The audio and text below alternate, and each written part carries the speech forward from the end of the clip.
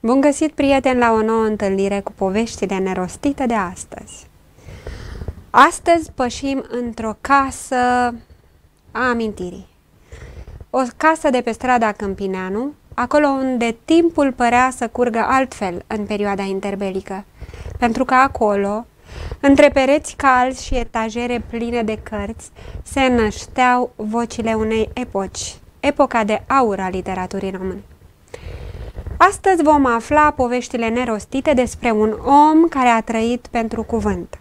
În numele lui, Eugen Lovinescu. A fost criticul, mentorul, profesorul, personalitatea care a modelat literatura română cu răbdare, cu pasiune și cu o rară eleganță. Eugen Lovinescu a fost mai mult decât un nume în manualele școlare de astăzi. A fost un spirit care a respirat literatura, un boier al ideilor, un om care și-a sacrificat viața personală pentru alții, pentru a cultiva tinerele talente. Se spune despre Eugen Lovinescu că era omul care nu întârzia niciodată. Era criticul care asculta ore în șir. Și omul care semna simplu, E. Lovinescu, pentru că, spunea el, nu voia să fie confundat cu un geniu. Eu? Geniu? Numele său nu-i plăcea și îl prefera de fapt apelativul pe care îl folosea marele său prieten Mihail Sadoveanu, Coane Evgenie.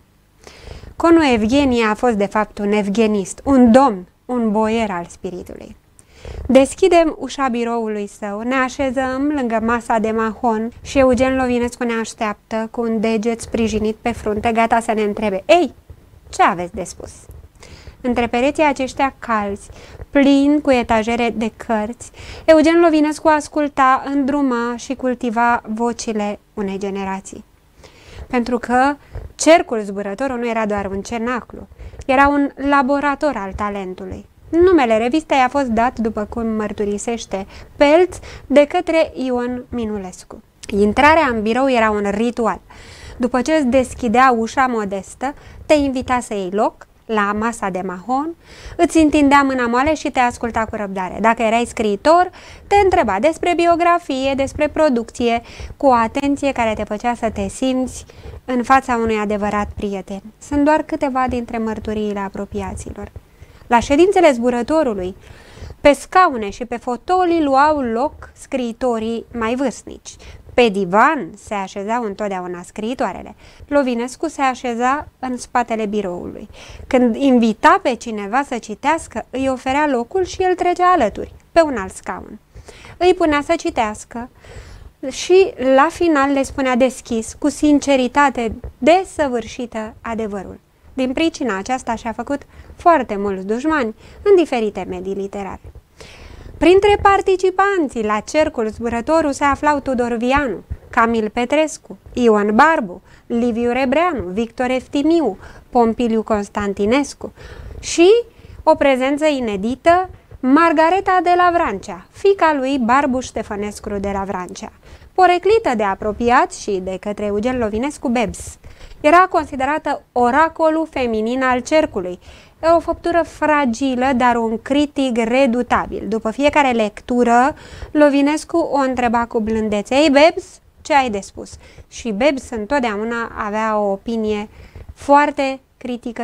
Printre cei care participau la cercul de la zburătorul se numera și Hortensia Papadat Bengescu, marea doamnă a literaturii române. Distinsă, enigmatică, a fost cea căreia Eugen Lovinescu nu doar i-a descoperit talentul, ci pe care a îndrumat-o să creeze opera sa din ciclul Halipilor. Pentru Lovinescu, prietenia era un dar oferit tuturor celor care intrau în raza interesului său. În viața de zi cu zi, era discret și retras. Mergea foarte rar la teatru, doar la matineu, însoțit de fiica sa, Monica Lovinescu, și evita cinematograful. Se plimba greoi, ca un om născut bătrân, vizitând librării pentru a răsfoi noutățile. Era interesat de tot ceea ce era nou, pentru că avea o încredere profundă în oameni și prețuia mai presus decât orice talentul lor. Despre multe alte aspecte, poate necunoscute, în întâlnirile noastre viitoare.